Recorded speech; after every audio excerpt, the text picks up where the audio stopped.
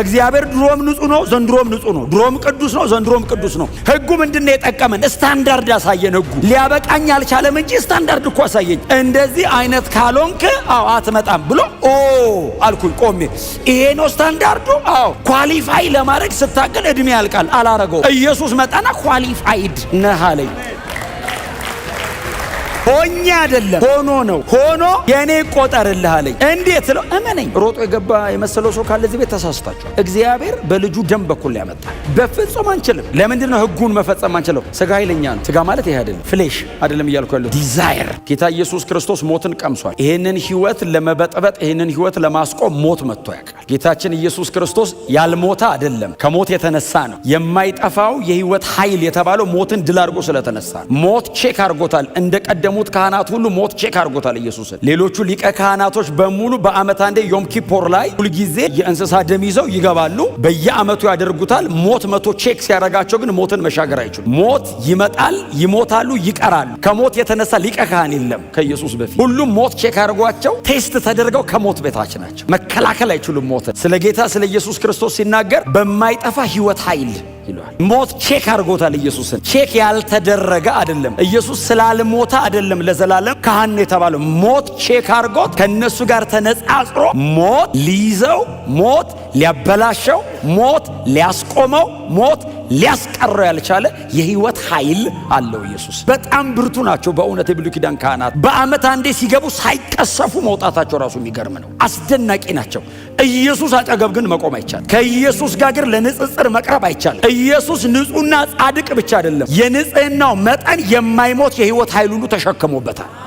ተርናል ነው ኢየሱስ። ስላልተፈተሸ አይደለም፣ በባዶ አይደለም። ዘላለማዊ ምንለው ሞቶ ተነስቶ ነው። ጌታ ነው ያልነው እኮ የተነሳ ቀን ነው። በጣም ግዙፉ አዋጅ የታወጀው ከሞት የተነሳ ቀን ነው። ከሞት ሲነሳ ኢየሱስ ጌታ ነው። ለምን? የቀረ ሁሉንም ጌቶች እየያዘ የሚቀብር ጌቶች ላይ የተቀመጠ ገዣችሁ ነኝ ያለ ሞት አለ። ኢየሱስ ሞትን ገንጥሎት ወጣ።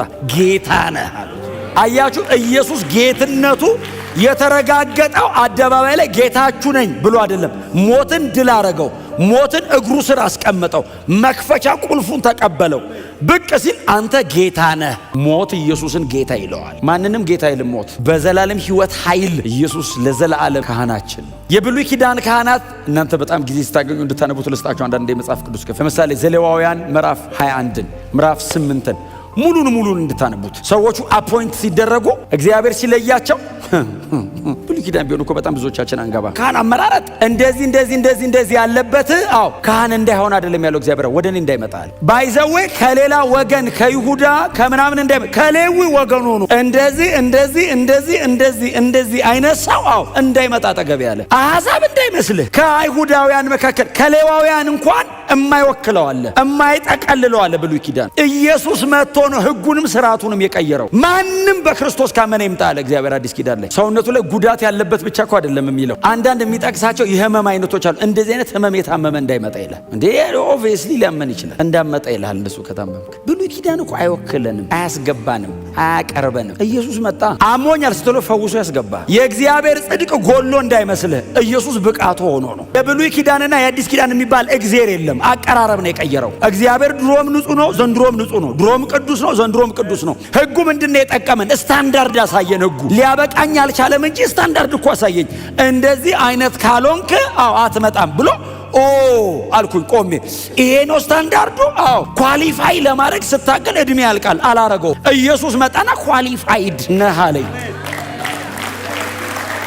ያውላችሁ ሆኜ አይደለም ሆኖ ነው። ሆኖ የኔ ይቆጠርልህ አለኝ። እንዴት ስለው እመነኝ፣ ዝም ብለህ እመነኝ። ሰርተህልኛል ብለህ እመን። ሰርተህልኛል ስለው ኢየሱስ እንዳይመስልህ አብ ተቀበለኝ። ከኢየሱስ ጀርባ አብረን የገባ ነው። ለዘላለም ነው የገባ ነው። የሆነ ቀን አንወጣም። እግዚአብሔር የሆነ ቀን በቀውጡ አይልም። ለዘላለም ኢየሱስ በማይጠፋ ህይወት ኃይል ሊቀ ካህናችን። የብሉይ ኪዳኑ ለምን መሰለ? የሆነ ዘመን ላይ ሰው ያረጀ ቀን ጉድ ነው። ስጋት ይዛል። ማን ይተካዋል? አሁን ማን ደም ይዞልን የሚገባው? አሁን እንደዚህ አይነት ሰውን ይመጣል። ኢየሱስስ ለዘላለም ስጋት የለብኝም አሁን እንደው አልልም። አልቋል። እስከ መቼ? እስከ መጨረሻ። በዚህ ነፃነት በእግዚአብሔር ቤት ኑሩ። እስቲ ድንግጥ አትበሉ። መሀል እርግጥ ጽድት ብላችሁ ኑሩ። በክርስቶስ የመስቀል ሥራ በክርስቶስ ክህነት ተደላድሉና ተቀመጡ።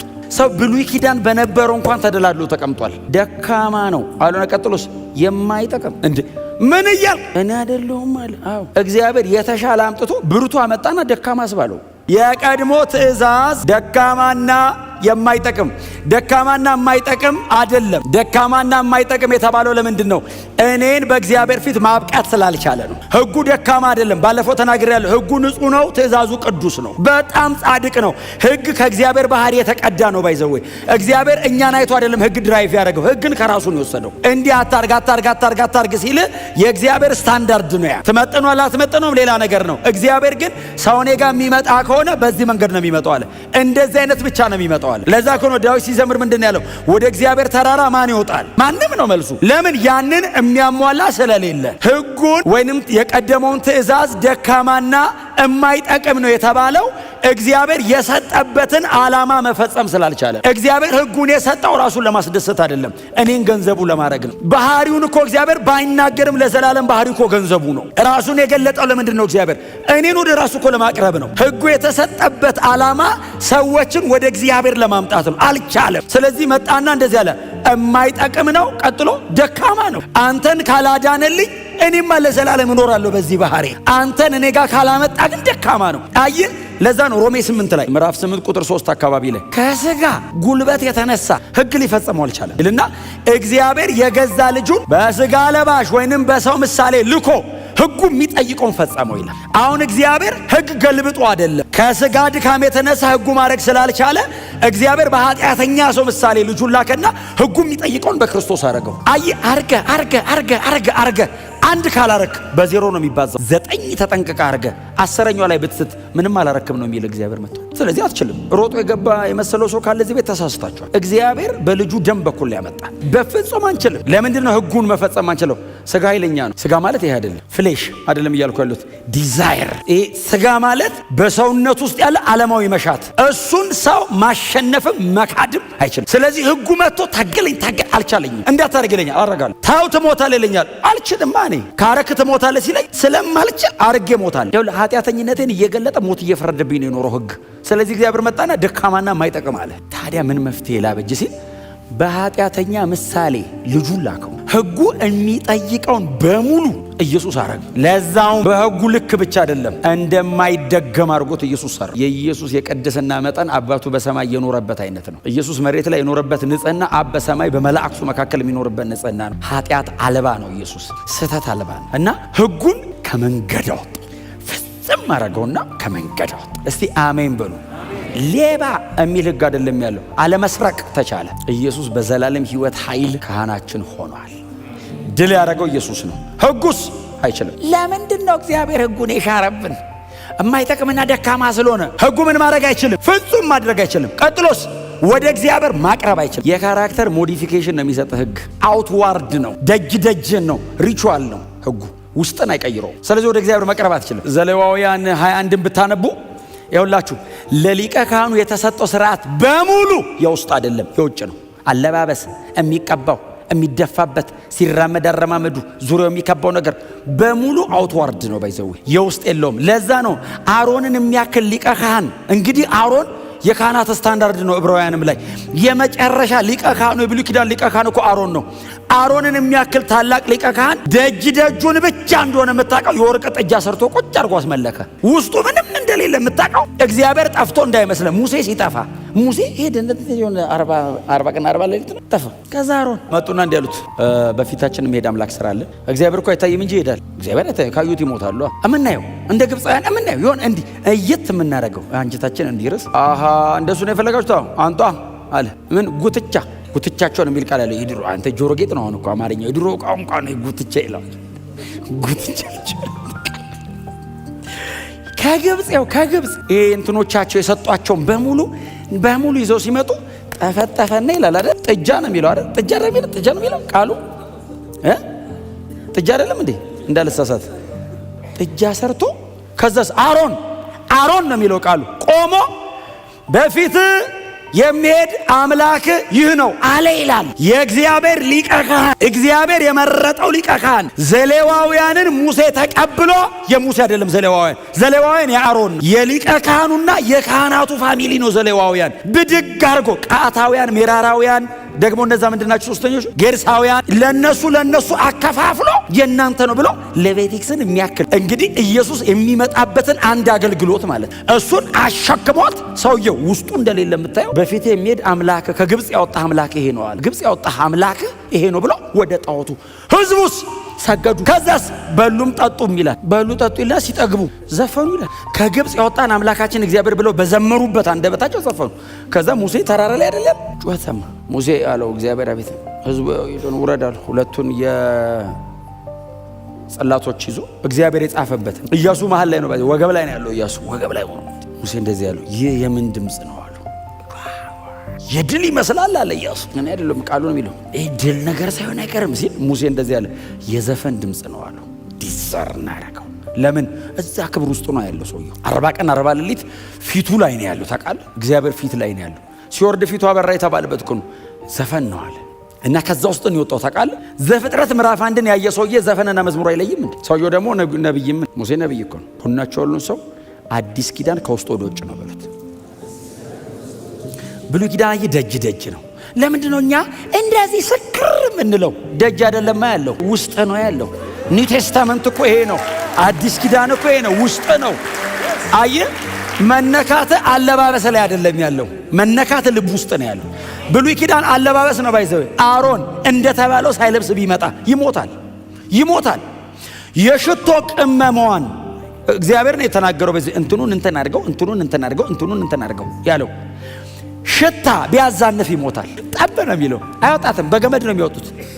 የሚገባ የለም ውስጥ። እግዚአብሔር ራሱ እኮ ነው አየውና የማይጠቅም ነው አለ፣ ደካማ ነው አለ ይሄ ነገር እና ሰው እንዲያስታርቀኝ ሰው ለማምጣት ብዬ እያለቁ ነው አለ። ክብሬ መምጣት አይችሉም አለ። እንደ እግዚአብሔር ሰው የሚወድ የለም። እግዚአብሔር ገዳይ አይደለም ባይዘው። እንደ እግዚአብሔር ፍቅር የለም። ብትጠጉኝ ትሞታላችሁ ብሎ እኮ ተራራ ድረስ እኮ ይመጣል። ተራራ ድረስ ይወርድና እንዳትመጡ ይላል። እዛ ቆኑ ይላል። እዛው ቁጭ ብሎ ከመውራት ይችላል። በጣም ስለሚወድ እኮ ነው። ሰው መሀል ይመጣና ተራራው እንዳይነኩት ንገራቸው። ከነኩት ይሞቱብኛል። አዎ እንዳይነኩ እንዳንሞትበት እኮ ነው ብሎ መጠጋት ፈለግ። እንዴት ይጨብጠን፣ እንዴት ይቀፈን፣ እንዴት ጉያ ውስጥ ያስገባን፣ እንዴት ለዘላለም ያኑረን። አልቻልኩም ማለት ከዛ አየህ ህግ ሰጠ፣ አልቻለም። ካህናትም አልገቡ፣ ደካማ ናቸው፣ የኛው አይነት ናቸው። እኛን ወክለው ነው የሚገቡት፣ ግን የኛው አይነት ናቸው። እግዚአብሔር እንደዚህ ያለ ለዘላለም ልፍታው ይሄን ጉዳይ አለ። በቃ ስለዚህ መጨከን አለብኝ፣ ልጄን ነው መልከዋል። መጨከን አለብኝ አለ። በጣም ያስከፍለኛል አለ። አዎ አንድ ልጄን ነው የሚያስከፍለኝ። በቃ ልጨክን። ሰው እየሞተ አይቻልም። ለዛ ነው አዲስ ኪዳን ላይ ሰው ሁሉ ሊድኑ በሚወድ በእግዚአብሔር ተብሎ ተጽፏል። ሁሉ ሊድኑ በሚወድ በእግዚአብሔር። አይ ይሄ የእግዚአብሔር ዘላለማዊ ልብ ነው። ሁሉ ይዳን የሚል የእግዚአብሔር ልብ ነው። ሰው ክፉ ስለሆነ ነው እምቢ የሚለው እንጂ እግዚአብሔር ቋንቋ፣ ዘር፣ ቀለም፣ ስታተስ አይመርጥም። ሁሉ ሊድኑ በሚወድ ስለዚህ ሁሉንም የማድንበት አለና ኢየሱስን ላከው። ኢየሱስን ሲልከው በዘላለም ሕይወት ኃይል ነው የላከው። ሪታየር እንዳያረግ፣ እንዳይቆም፣ ሞቶ እንዳይቀር የሆነ ቀን ብቻ እንዳይሆን ለዘላለም እንደሚሆን አድርጎ ላከው። እስቲ አሜን በሏ። በዘላለም ሕይወት ኃይል። ስለዚህ እንደ ትውልዱ ስርዓት አይደለም ማለት የሆነ ስርዓት አለ፣ የተለመደ ድግግሞሽ፣ እንደዛ አይደለም። እግዚአብሔር ሰበረው፣ ከመንገድ አስወጣው፣ አስቆመው። በቃ አለ። ይሄ ስርዓት በቃዋል፣ ዝጋው። ኢየሱስ መስቀል ላይ ዘጋው፣ ጥርቅም አረገው። ሌላ ከፈተ። ዘለዓለማዊ ነው። ሞትን ታሪክ አረገው ኢየሱስ።